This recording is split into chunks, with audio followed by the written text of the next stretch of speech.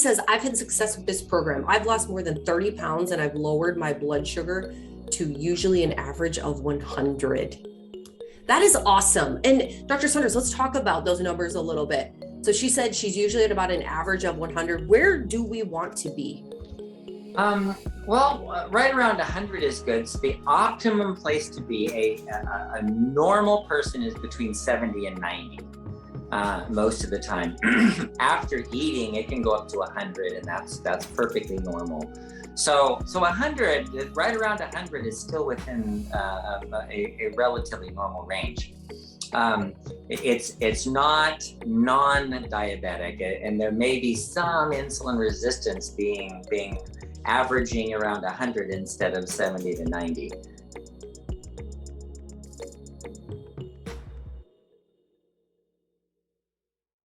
Hello. Welcome, everyone. Welcome to the show. It's the Fixed Blood Sugar webinar. We're excited to have you guys join us again today. If it's your first time, welcome. Today, we're going to be talking about type 2, just like we do each week. We're going to actually dig into some questions, which will be wonderful, questions from you guys. And so if you have questions as we're talking, feel free to post those in the Q&A. Those of you who are on Facebook or are on YouTube, you can post those as well. YouTube, you may be catching the replay. No worries. You'll see some links posted there so you can join this webinar in the future live if you would choose. Otherwise, there's other information there just about who we are, how you stumbled upon us, what this webinar is, and you'll be able to even click a link to see all of our replays. So we are on episode 213, maybe. Actually, that's wrong. I think we're on 214 already. So there's quite a few episodes talking about all things type 2. And we typically spend about half of our program answering your questions. So if you have a question, please ask. No question is too weird or wrong. I mean, let's try to keep them pertaining to type 2. Sometimes we get a little bit out there. But we've gotten a lot of out there questions that have nothing to do with type 2. And you know what? I'm okay with that. That's how I learn too. Yeah, it is good.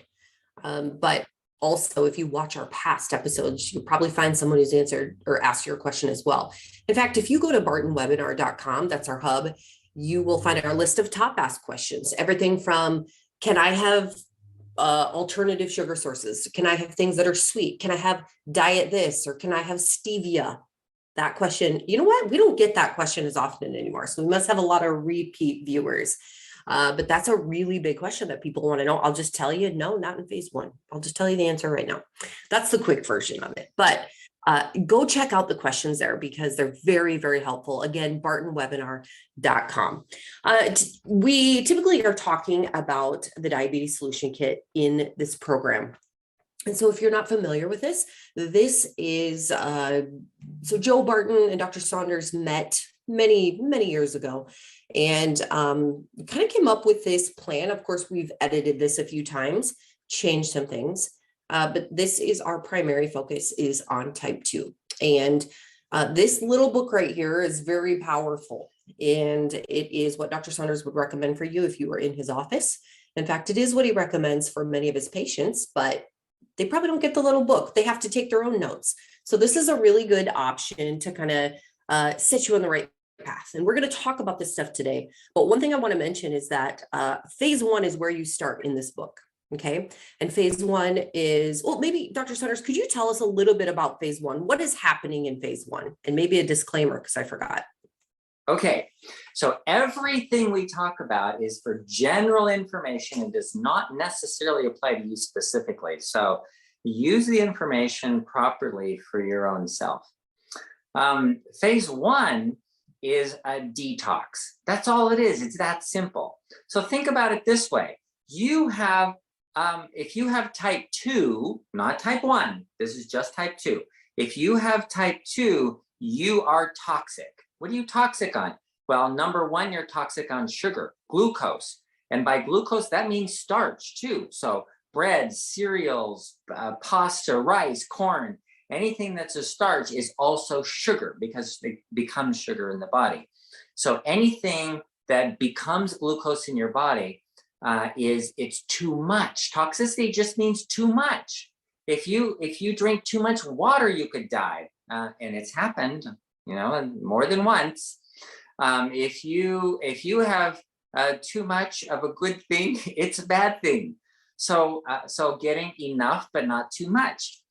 So yeah, you need sugar, but you don't need very much sugar. Actually, it's actually very little. So when you keep eating and eating and eating, and your cells are full and full and full, and they can't take in anymore, then they shut down their insulin receptors and they block them off. And then insulin comes around and the cell says, nope, we're not taking in any more sugar here. So the sugar just starts going up and up and up in your blood. It starts going higher and higher in the blood. And you're going, what the heck? The cells are full. They're jam-packed. So what do you got to do? Detox. So there's two things we do to detox. Number one is stop eating sugar. Why? Because you're toxic on sugar. If I had a guy whose mercury level was 50 times the upper limit of normal. So I got a call from the lab going, is this guy still alive? This guy should be dead with this level of mercury. So I call him up. I said, how you doing? He said, fine. Why? I said, because the lab called me, said you should be dead right now. He's like, why? I said, because your mercury level is off the charts, literally off the charts. So they couldn't measure how high it was. It was too high. It was higher than they've ever measured in their lives, the lab. So we've looked for the source of mercury. It turns out he's a fisherman. He's out, this is Santa Barbara, right? He's going out in the channel and he's fishing. And he's getting swordfish, and he just loves swordfish. Brings in a swordfish, processes it, packs it in his freezer, and he's eating swordfish on a regular basis. Well, guess what? The fish with the highest level of mercury is what? Swordfish. Did I hear swordfish? I did. Yep. Swordfish. And so guess what he has to do? He's like, no way, I love swordfish. I'm like, dude, you got high mercury, you shouldn't be eating it. So he's like, fine. So he's detoxing from mercury by not eating swordfish, right? That's what you got to do with diabetes. You got to detox from sugar by not eating sugar. And that's all phase one is. It's really, really simple. Don't eat sugar, number one. Number two, use up the sugar you have. Start getting out and exercising. Start doing something. Start moving so that you can use up the glycogen that's stored in your muscles and in your liver. And the glycogen is just sugar. That's glucose. It's a starch, essentially. And it gets used up when you're not eating it. And your body's going, wait a minute. Oh, I got some glycogen still. And then when it gets down to like no more sugar, no more glycogen, which can only take a couple of days. It doesn't take that long as a rule, but it depends on how long you've had diabetes and all that. Then your body starts using fat for energy. Okay, well, I guess I'll have to use fat. And so the body starts pulling up fat for energy. And so when you're using fat for energy, you don't make insulin. You just stop making insulin. So that's why we do it that way. You're detoxing off sugar. You quit making insulin. If you quit making insulin, then your insulin resistance goes down. Your insulin sensitivity goes up, and everything gets fixed. And you know what? It does. Everything gets fixed. And what your doctor told you that, you got it. You can't fix it now. There's nothing you can do. Not true. I assure you it's not true. And we have hundreds, if not thousands, I'm sure thousands, right, of testimonials, people who say, it works, it's true, it works. And many of them are on the webinar right now. So if you're one of those people, comment and let us know. So everyone can know that this is legit. We didn't pay people to hop on here and tell us that they had success with this. So, but I will say hi to Ryan. He's on our team. He is on the webinar right now. So Ryan, you can't say that you've had success with this. So you can't comment because that wouldn't be good. But Chris is on. Connie is here again. Hello. Blessed. Hello. Vincent's back. Don is here from the west side of Seattle. Caleb is here from Canada. Good morning. Richard from Minneapolis. Nadia from Texas. We have a friend here from Ghana, which is awesome. Hey, the Ungers are on vacation in Steamboat Springs, Colorado in the rain. Well, thanks for tuning in. That's great. Hey, we're glad to have you back. That's awesome. John's back. Yes, Butch is on again. I got to chat with Butch. He's just a really cool guy, and he shared his story. He has had great success, and he still keeps coming back and sharing with us on the webinars and talking with us and asking questions, and I love it. So let's see, what did Butch say? I've had great success. Awesome. The Unger said it works. Fred and Jean, 6 weeks on phase 1, diabetes gone. Hear that? That's true. In fact, I have a video of them. They're real people. Let's see. Ryan's here from Phoenix. Hey, Anders from like half a mile away from me. How are you? Teresa from California. Angela from Louisiana. Awesome. Okay. Julie says, I've had success with this program. I've lost more than 30 pounds and I've lowered my blood sugar to usually an average of 100. That is awesome. And Dr. Saunders, let's talk about those numbers a little bit. So she said she's usually at about an average of 100. Where do we want to be? Right around 100 is good. So the optimum place to be, a normal person is between 70 and 90 most of the time. After eating, it can go up to 100, and that's perfectly normal. So 100, right around 100 is still within a relatively normal range. It's not non-diabetic, and there may be some insulin resistance being averaging around 100 instead of 70 to 90. And there's some risk to that. It's not like completely risk-free, because remember, when we talked about kidney disease and brain disease, it's not the sugar, it's the insulin resistance. So you can have normal sugars and still have insulin resistance and get brain disease like Alzheimer's, like dementia, and also get kidney disease and heart disease. So you're not out of the woods just because you have normal blood sugar. So testing for your insulin resistance is still a good idea, even when it's normal. So for example, I had somebody whose hemoglobin A1C was 4.9. Now, if those of you who know your hemoglobin A1C, over 5.7 is considered pre-diabetic. Over 6.5 is considered diabetic. And he was 4.9, and normal is right around 5. So he's below normal. His average blood sugar over 3 months was below normal. And his insulin level was 47. He was severely insulin resistant, but his pancreas was putting out so much extra insulin that his blood sugar was staying low normal. And so with a normal blood sugar, a normal hemoglobin A1C, he had kidney disease. He was in stage 3 renal failure. And he's like, what the heck? I don't have diabetes. But they never tested his insulin resistance. They never looked at his insulin. So that's a big deal. So is that pretty common that they're not checked, that most people don't check that? Yeah. You know what? I read an article by an endocrinologist fairly recently, a few years ago. And the endocrinologist said, you should never check insulin. It's just a useless number, because all you're really going to do is follow the blood sugar anyway. And knowing the insulin doesn't help you.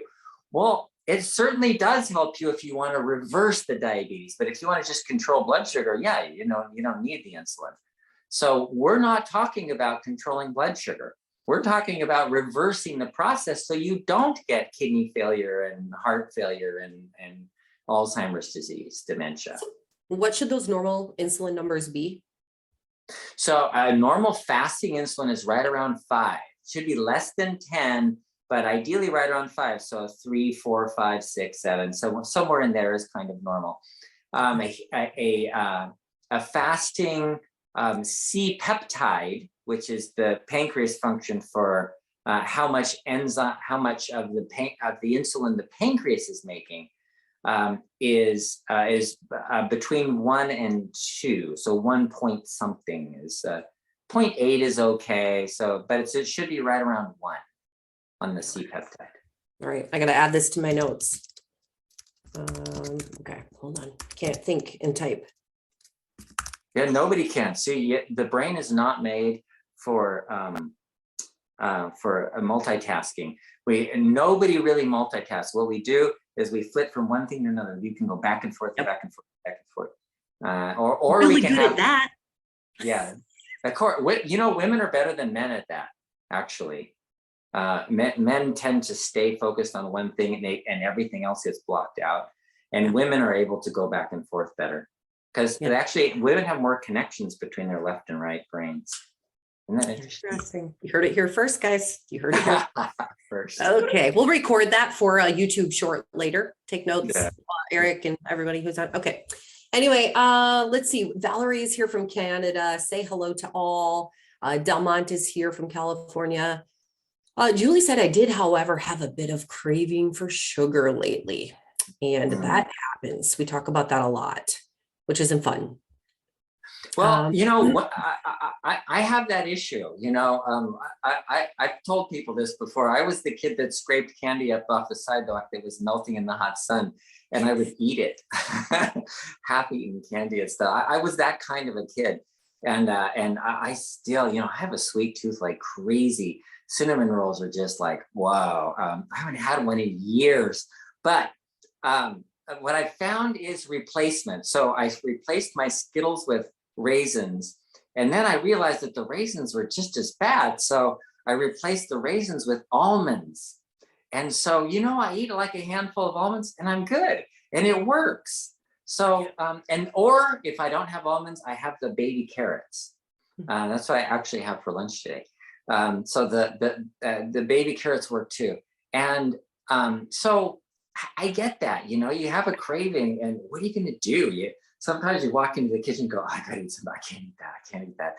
But you gotta have something that you can eat. Otherwise, you're gonna mess up. So think like, have something around that's easy. Like I go to Trader Joe's and you get those snack packs of almonds, the raw almonds. They just come in like one handful in a pack. I got a bunch of those on top of the refrigerator. So I just grab one of those and I'm good. And a lot of times I find too, like if you think you're hungry or craving sweet, make sure that you're not thirsty or something else. I feel like sometimes that's the actual issue. Yeah. And also something to keep in mind that a lot of people share is when you're on phase 1, that is not forever. You will slowly try to introduce some other things. Maybe you're going to try to introduce some fruit. And see how your body responds to that. And that maybe can become something that you can have every once in a while. So this phase 1 is just a short-term thing until you get your numbers where you want them to be. So don't think that you're giving up all sweets forever. There'll be things that you can have later too. And while you're on phase 1, that doesn't mean you can't have berries, and berries are sweet. So something to think about. Okay, I wanted to, first of all, ask a couple questions. How much sugar do you think a person eats in a day right now in America? I swear I just read this somewhere. I can't remember what it was. And if you don't know that answer, how much should we be eating in a day? I don't know. I swear it was. I'm going to look. I don't know because our phase 1 is a 20 gram. And I know people eat 100 grams is an easy, on a low sugar diet, people eat 100 grams, but dang, I don't know what the average is.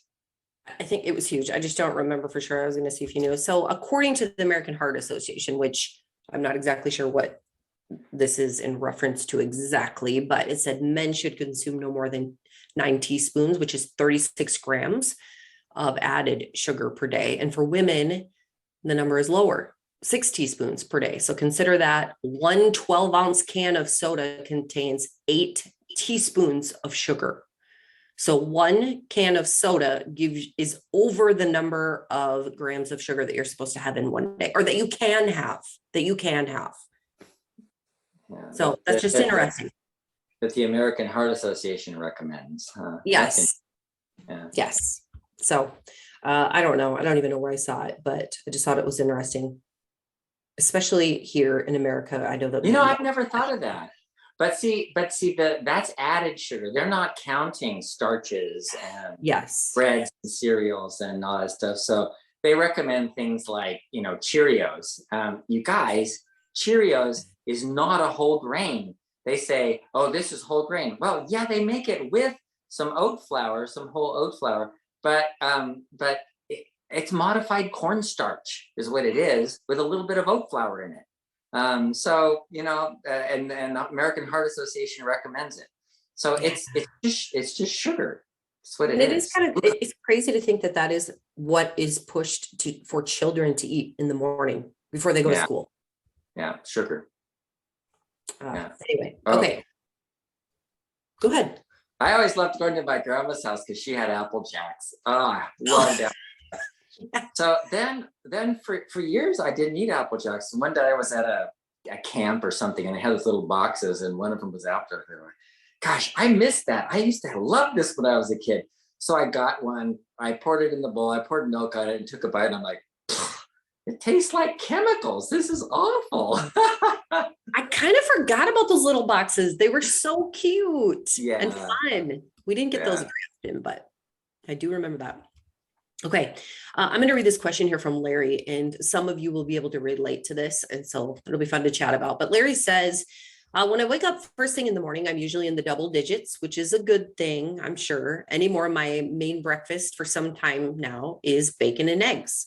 An hour or so later, I notice that my blood sugar numbers do not really increase at all, maybe 2 to 5 points, depending upon how low the number was when I started my day. It may still be in the double digits. On to lunch. I don't eat anything. And if I do, it's very little, maybe a couple of pieces of Spam or sausage or a couple hot dogs, usually no bread. And again, my numbers usually do not go up to any great extent, maybe another 5 or 10 at best. So maybe 105 to 110 at lunch or after lunch. Supper is my problem. As I mentioned before, I usually eat a piece of meat. It could be steak, whether beef or pork steak, and either cauliflower, green beans, or carrots as my main 3 go-to vegetables. Maybe once in a while, I might have some meatloaf. Sometimes, if it's steak, I will have onions or mushrooms. So the bottom line here is some type of meat and a vegetable. However, it seems inevitable that my supper meal shoots me up to say 140, and sometimes it has gone up to 180. I'm not sure why or how. I guess I'm still in phase 1. But maybe I'm having a real hard time juggling or judging my 20 carbs when it comes to supper. What else can you give me for my supper meals on watching my carbs during that time of day? I would say most any meat should be okay for me, right? I don't think any of the vegetables are the issue. Any thoughts? Wow. Yeah, that's really interesting. So and breakfast it stays low, lunch it stays low with just fat and essentially fat and protein. Well, Okay. Another note though to think about is he says he typically won't eat lunch. Yeah, typically, right. Well, doesn't eat lunch at all, and then I want to clarify one thing too. You did say I am having a hard time judging my 20 carbs when it comes to supper, and so I want to make sure that you're not doing 20 carbs per meal, but it should be 20 carbs for the whole day. So just clarifying that, Larry, which I think you're on the webinar. But anyway, okay, Dr. Saunders, any more thoughts about that? So the 20 gram, or I'm sorry, the dinner meal though only includes meat and green beans, broccoli, and is that all? Carrots could be, carrots are going to have a little bit more carbs. Also, if you're doing a meatloaf, I don't know what you're putting in it. Typically that does add carbs. Yeah, if you're adding a bread. Meatloaf often has carbs, right? Okay. Yeah. Okay. So maybe there's an issue with judging the carbs and seeing what kinds of carbs. And then consider also this other part is that in the morning you're having just fat and protein, and if you eat anything at noon, it's just fat and protein. And then you're really just doing carbs like the carrots or whatever at the evening meal, or meatloaf that might have some, I know they put bread in it and all that kind of stuff. And so in that case, it might be the combination of fat with some carbohydrates. So because fat does make you insulin resistant, so then having a small amount of carbs, even though you're below the 20 gram, could make the blood sugar go up. Yeah. Interesting. And so the way around that is exercise. If you're exercising enough to burn up, to use up the glycogen in your liver and muscles, then the cells will open up and bring in those carbohydrates more easily. Because you don't need insulin to get glucose into your cells when you're exercising. So you can lower that and keep it lower by exercise. Okay, so if someone's hearing this and they're thinking, okay, so I got to start getting in some more exercise. What does that mean? What should I be doing? Okay. The best exercise is the one you like. So it's doing what you like to do. And the idea, high intensity interval training, HIIT exercise is actually really good, and it's simple, it's short. You can do it for 15 or 20 minutes a day. There was one place that they do really high intensity for 10 seconds, and then you walk like something easy for 30 seconds, and then really high intensity for 10 seconds, and then you walk for 30. And they do that for 12 minutes a day, 3 days a week, and that's an adequate amount. But that's one way. Another way, some people like to do like cardio, like running. So if you're running to the point of where you're breathing hard, but not so much that you can't catch your breath, that you can't say a word between breaths, then you could do that kind of thing for 30 minutes ish a day. And that's all it takes, between 10 minutes for the HIIT training to 30 minutes for a cardio workout, or if you're lifting weights or something. That's all it takes. I'm going to post a link to the Movement with Mariah playlist on our YouTube channel. This is really, really good options if you're able to do these. So as Dr. Saunders said, I feel like I ask this every time, is it really a cardio? Are we trying to get our cardio in, try to get our heart rate up, or are we trying to get movement in general? Or are we needing our muscles to expand, contract? What are we really needing when it comes to exercise? All of the above. I knew you were going to say yes. I was waiting for yes. The word was going to be yes, but I was thinking of something else, and that is that don't look at it as burning calories specifically. It's always surprised me. I got a new watch. I think I told you guys I got one. And so I go for a run. I run 3 miles with my dog. And then when I get back, it says, you burned 230 calories. I'm like, what? 230 calories? That's like, that's not even a yogurt, I mean, like, that's nothing. You could eat 230 calories like that, and it takes like 3 miles of running to burn it. I don't know. It's like, so not looking at calories, that's actually not a good way to look at it. Just look at the intensity, improving over time. Okay. Good stuff. Let's see. Kevin had wondered, so Larry had asked about, he was eating that supper meal. And one of the things that he said that he ate were hot dogs. And Kevin from our team had said, could it be an issue related to nitrates? You mentioned eating hot dogs at lunch. Wouldn't they also potentially have added sugar? Yeah, I might have a little bit. And part of the spices is often there's some sugar in, like bacon too. Bacon often has sugar. So a lot of those meats do, but probably not really a significant amount. And so it doesn't seem to be the lunch issue, because the breakfast issue, the lunch issue, it stays in the double digits. It's 80s or 90s or whatever. And it isn't until after dinner with the meat or whatever protein, fat, with some carbohydrates that it actually goes up into the 150s, 180s. So I don't know, maybe just because the the fat makes you more insulin resistant, and then you're adding carbohydrates on top of that and not getting them into your body. Is there a possibility that your blood sugar could go up from not getting enough food throughout the day or enough energy or nutrition? In a sense, yes, because if you're insulin resistant, then you quit making insulin because you haven't eaten in a long time, and you start making something called glucagon. So your pancreas actually makes glucagon, and the same issues with insulin can happen with glucagon. You can oversupply glucagon, which is telling your liver, make more sugar. And your liver is literally creating sugar from protein, making it into sugar and pumping it out into your blood. And so your blood sugar can go up, and you're insulin resistant.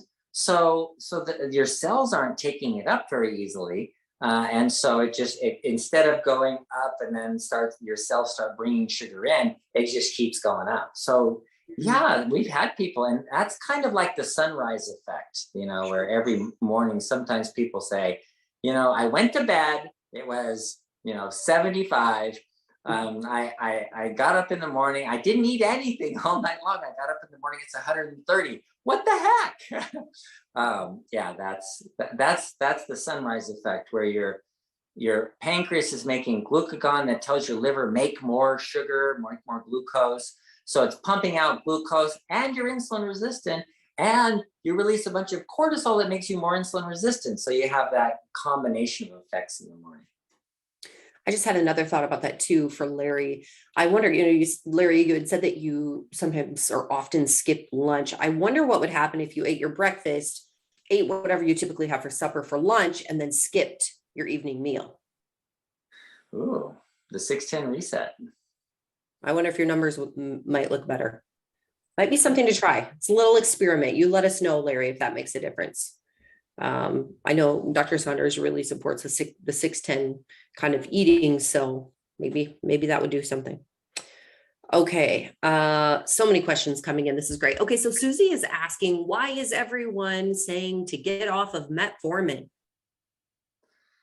I don't know. Metformin's, of all the diabetes drugs out there, metformin is kind of the least bad, should I say, or even it's not that bad, and it's being used by some people. Some people take it for longevity purposes. They don't even have diabetes, and they're taking metformin because they want to live longer, because it gives you some of the benefits of fasting. So when you fast, you make cyclic AMP, and that tells your body to burn fat for energy. So you increase the fat burning and decrease the carbohydrate burning. And that's the advantage for the diabetic, but it's also an advantage for people who are non-diabetic to burn more fat and less carbs, because carbs are high energy, high octane fuel, and fat is a low octane, like a diesel fuel that also gives you ketone bodies, and your brain can use ketones. And so there's a lot of benefits to having a high fat, low carb metabolism, which metformin helps to create. But why to get off of metformin? I think it does have some risks associated with it. Some people, if you can't, if you have really high insulin resistance and you can't burn fat for energy, and then this is forcing you to burn fat, but you can't burn fat, and then you don't have any energy, the muscles actually break down. And so you get rhabdomyolysis, which means your muscle cells are dying off because of a lack of energy. So it can be toxic in that sense. And that's kind of rare. It does happen. So we have, since we got the berberine, which actually increases the cyclic AMP without blocking the ability for the body to use fat or sugar for energy. So it has the effect, the benefit of metformin without the risk. So we've been telling people, gosh, you can switch over to berberine pretty easily from metformin and not have any risk. So that's where we get the get off metformin. But I don't know that you have to. Yeah. We do have a lot of people that comment though about other side effects that they've had from metformin, loose stools, I've heard. Oh yeah, Some, I yeah. think some male issues maybe. And then when was metformin, when did it come out? How long has it been around? Oh my gosh, 20 or 30 years ago. It's a Okay. long time, more than 20 years ago. Okay. Yeah. Interesting. All right. Good question. I'm going to ask this question here from Rayanne. I went to my doctor appointment last week with my insulin level results showing my insulin was 4 times normal. He stated that we need to increase my meds to force the insulin into the cells. Thoughts on that concept? Because I don't know that I'm going back to him. Okay. Okay. Thank you for asking. This is the point we were making right at the beginning, the toxicity thing. So you have a cell that's jam-packed with sugar, and think of it, it's a biological system. It's not a mechanical system.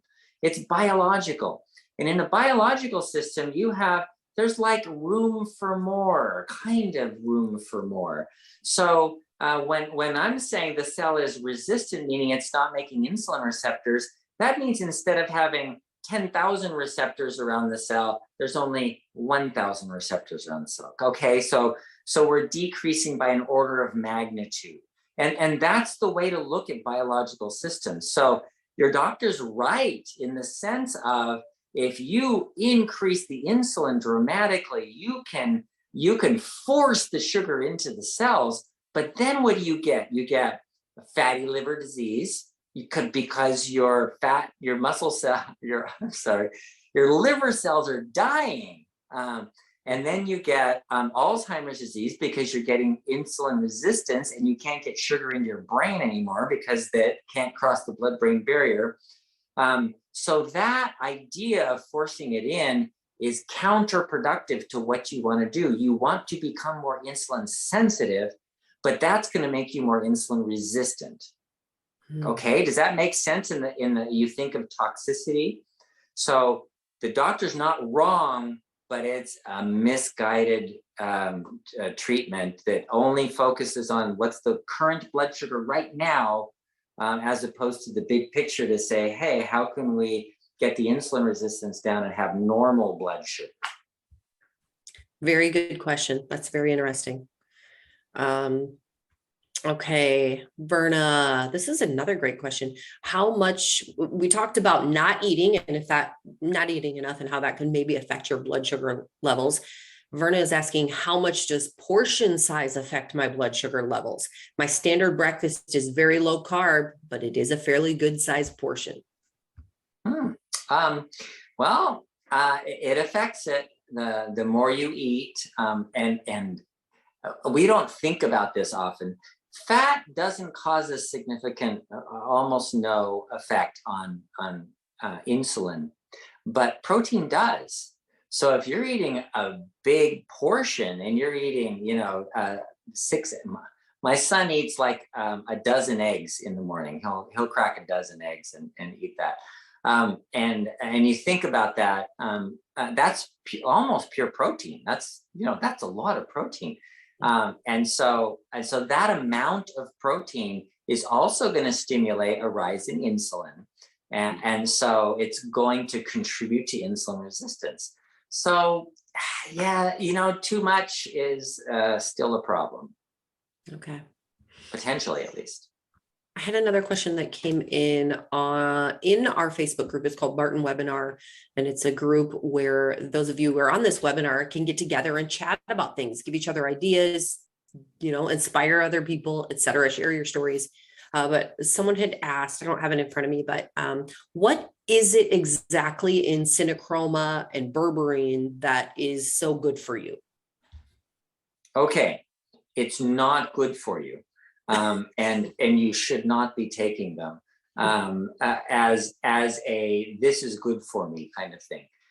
Okay, so let's look at what's good for you. Okay, good for you is detoxing. So neither of those two things are going to help you detox. So being on phase 1 is the detox. Do that. Exercise, go on your 20-gram carbohydrate, do that. Okay, so then why would you even take that? because the berberine helps. It helps you to make the cyclic AMP, and there's alkaloids in there that allow your body to use fat for energy, where high insulin resistance prevents you from using fat for energy. So this is kind of circumventing the bad part of the issue, a part of type 2 diabetes. So that's where the berberine helps. The synachroma works in a completely different manner, and this is mostly about the supplements that are required for your body to use sugar properly. So you need vitamin D to make you more sensitive to the insulin. You need chromium. Chromium is required by the enzymes that process sugar that allow you to use glucose for energy.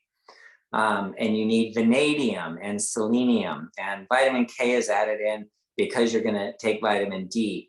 And it's not so much for the sugar, it's really for the vitamin D is going to make you absorb calcium, and vitamin K is going to help you put the calcium in your bones and not deposit it in your arteries. So that's why I added that in. So it's just a supplement to help use energy properly, because I've tested thousands of people, and in the process of testing, I've noticed that most people with type 2 are deficient in these minerals, these nutrients.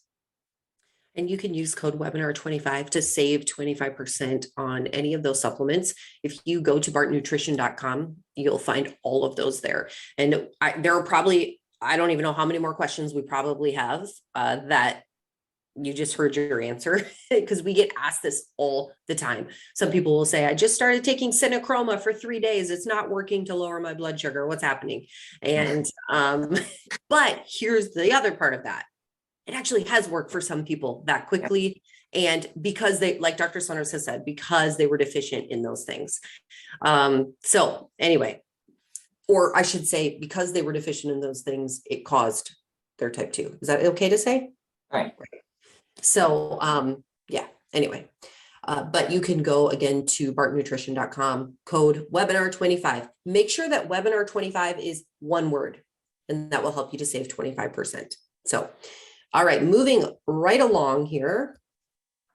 Brian says, hi, Dr. Saunders. I have a cousin who is type 2 and before getting COVID had high blood pressure and blood sugar readings in the 90s.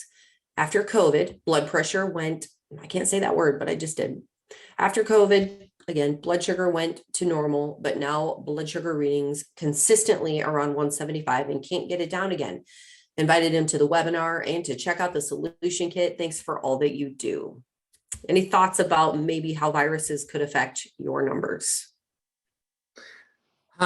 Okay, viruses that cause inflammation definitely affect your numbers. Any infection that you have, any inflammation that you have is going to cause an elevation in glucose. And there's a lot of reasons for that. All the stress hormones that are produced also make you resistant to insulin, so you don't bring them in the muscles as much, so that they're more available. So that it's a perfect system to keep your blood sugar up for your ability, for your immune system, your ability to get rid of a virus, for example. So, the problem is, what happens when you have a long-term kind of issue with this, when people, when it's not going away, you expect, you have a flu, you have it for a week, you're recovering for a week or maybe 2, and then by 3 weeks, you're done and your blood sugar is normal again. But if it's persistent, then dealing with that issue is something that's very useful. And so for people that have long-term kinds of infections, there is a website, FLCCC. Frontline doctors have put up a website on what to do if you have long infections, if your virus is persisting longer than expected, and how to get rid of the inflammation. And they have this whole protocol written out. It's kind of huge. So So I think that would be a reasonable place to look and go, how can we deal with that? Because don't try to fix your blood sugar without fixing the inflammation first. Okay, interesting. Valerie said, I'm taking Synachroma, berberine, and turmeric BP. Would there be something in one of them that could make me lose weight? I've had complete blood work that came back normal or negative. I'm now at 105 pounds. I'm not dieting at all. My A1C is 6.1. What do you think? I have a CAT scan tomorrow. A1C 6.1. Okay, so your A1C is indicating that you're pre-diabetic and you're losing weight. That doesn't go with type 2, that goes with type 1. So first thing to do is get a test. Test your insulin and C-peptide. And in fact, you should probably I do them all 4 at the same time. Insulin, C-peptide, glucose, and hemoglobin A1C. So the short, the long term of the glucose, the short, the long term of the insulin. And that kind of gives you an idea. And if that's not giving you answers, then you may go to what's called the glucose tolerance test, where you'll drink a syrup. Essentially, it's 75 grams of glucose syrup, and then they test the insulin and glucose over time to see what happens to both of those. I had one woman who, man, she looked great on paper. Her hemoglobin A1C was like 5.2, looked really good. And we couldn't figure out why her blood sugar was shooting up. She was a doctor, so she had a glucometer, and I don't even know why she tested it. She started testing her blood sugar, and it was shooting up. But that means it must be getting really low. So we did that 3-hour test and found out, oh my gosh, her blood sugar would start going up, and then her insulin would just go up like way high. Then her blood sugar would drop really low, and she was getting hypoglycemic. That was her problem, was this hypoglycemia, where she was going, oh, I can't think, I can't function, I gotta lay down, and I don't know why, it's happening randomly. And it was just hypoglycemia. This is interesting too. So pardon my pronunciation of your name, Kufur. It seems all diabetes medications are to help you lose weight. So another question about this, but I'm a slim guy and losing weight is not good for me. What do I do? We just talked about eating more. Eating more is okay. So that depends on your hemoglobin A1C, your insulin level, your C-peptide level. So looking at those and saying, well, my blood sugar's high, but I'm losing weight and I don't want to lose weight and I'm kind of underweight to begin with, then you need to know what the function of the pancreas is, because if you're not making enough insulin, then you're going to lose weight very easily, in which case there's a couple of ways to handle this. Some of it is to make sure you're super insulin sensitive, which means you don't eat any fat at all. And there's an online program called Mastering Diabetes for people that have type 1. And it's actually really good because it stops you from getting insulin resistance. And you get like all the carbs you want. You eat fruits and vegetables. They're really good about saying no processed foods at all. So you just all the fruit and vegetables you want, but nothing that's processed. And high fiber foods, and so you can have like brown rice and cereals and stuff like that. But no fat, because fat makes you insulin resistant. So then you're making a little bit of insulin. You need very little insulin if you don't have insulin resistance. So consider that. The other thing to consider is stress. When you have a lot of stress, you release a hormone, adrenal hormones, adrenaline, cortisol. Cortisol makes you resistant to insulin too. So if your pancreas isn't putting out enough, then your blood sugar is going to go up, and you're not getting enough insulin, so you can still lose weight. Okay, good question here from James. What is a good evening snack for diabetics? Water. Nothing at all. Do the 6-10 reset. You know, if you're hungry, go to bed hungry. If you're hungry, you're making a hormone called ghrelin. Ghrelin is growth hormone releasing hormone, and it initiates all of the anabolic processes that rebuild and repair your body. So ideally, every evening when you go to bed, you want to be hungry so that you're making this ghrelin so that while you're sleeping, you can repair your body. And that's the way the normal function should happen. So not eating at night is a much better idea than eating a snack. And you'll probably sleep better.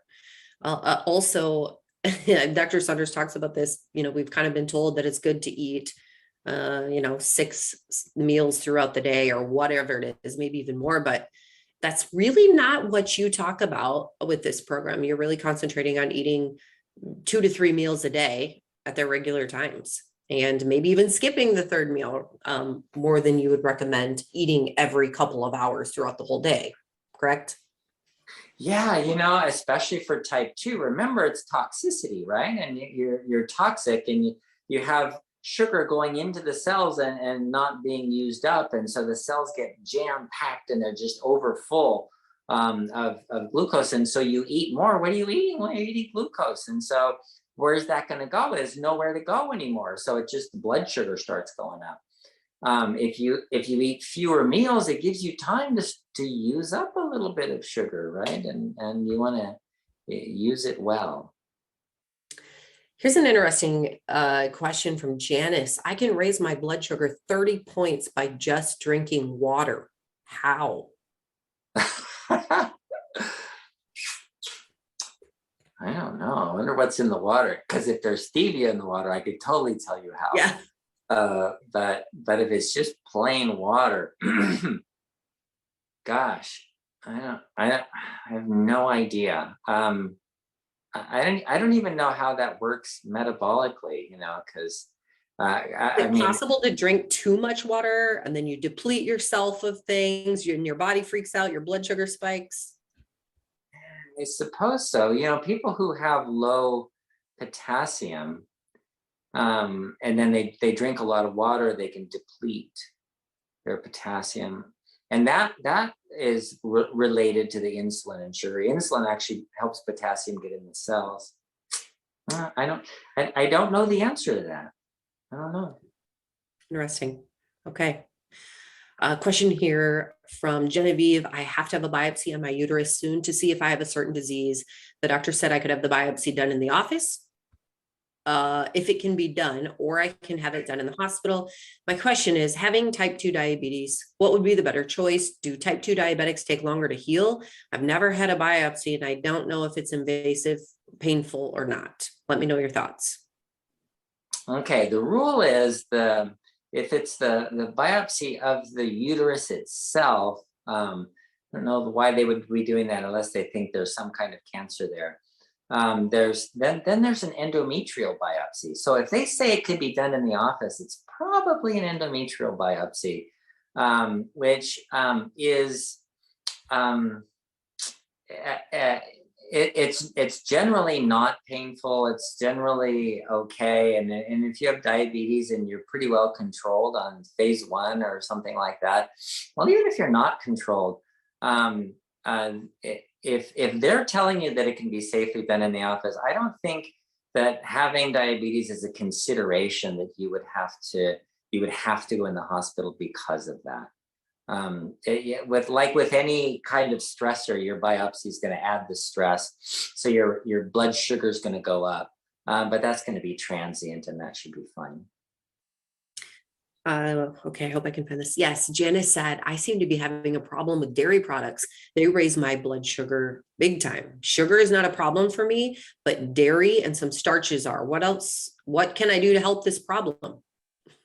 Okay, so that concept, dairy, especially if it has fat in it, you have this combination of the lactose, which is sugar, in the dairy, and then you have the fat, the dairy, the butter fat, essentially.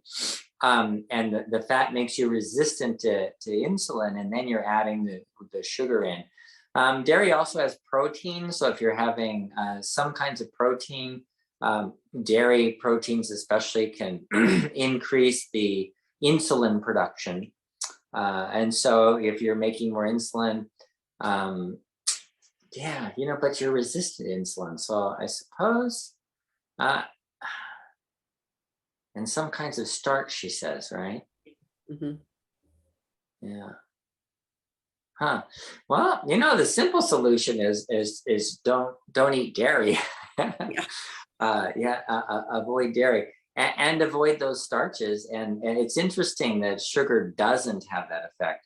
And that's kind of what I was saying about like the Mastering Diabetes program. If you read the book, they go into detail and explicitly tell you every research that's been done on how the fat in dairy or meat or whatever can make your blood sugar go up. And just by doing that, and it lasts a long time. It's not something that just goes up and down like if you eat sugar. Whereas if you don't have the fat, then you can bring the sugar into your cells, and so you don't have insulin resistance, so your blood sugar never goes up. And that's what the program is based on. So that I've talked about that. And you can go online, and they even have coaches to coach you through that kind of thing. Huh. Interesting. We have a note here from, it's just funny. Everyone is so different. So Richard said, I've been on metformin for over 15 years with no problem. And I'd be curious to know if it's working. That's one of the things we don't talk about a lot, is how well it's working for you without changing your diet. Does it still work? And then Caleb said, I used to take metformin. I had severe side effects, muscle pain, nerve pain, unwanted weight loss, and more. I stopped taking it, and now I feel much better. So everyone is a little bit different. Yeah. I'm just well, actually, you need to go. Time's up for Dr. Saunders. He has to go. Okay. So thank you so much. We'll see you tomorrow for the Healthy Heart webinar. Okay. Hasta mañana. I'm assuming a few of you were not on here in the beginning of the webinar because I have multiple questions about sweeteners, stevia, what can I have instead of stevia, etc. And so I'm going to direct you to bartonwebinar.com. There is a list of our top questions. And one of those is, what about sweeteners? Can I have them or not? And I'll just tell you why Dr. Saunders says no, especially on phase 1, because your body will respond to it often, not yours necessarily, but many people respond to those just like as if they were eating regular sugar. And I was kind of liking it to, if you are about to eat something sweet, you can almost start salivating before you even eat it. Your body responds to that. So, but watch the video at bartonwebinar.com where he talks about that a little bit more in depth. I also am seeing more questions about people who don't know where to start to reverse their type 2, or they've bought a bunch of supplements and they're like not really having the results. We addressed this at the beginning of the webinar, but just to remind everyone, the real way to reverse your type 2 is found in the diabetes solution kits. It's not found necessarily with the supplements. For some people, that is the answer, but it's a very small percentage. The magic happens here. So this is really where you need to start. Anything else that I can help to answer here? Oh, Larry, that's great. If you can write about something in the Facebook group, I'd so appreciate that. Okay.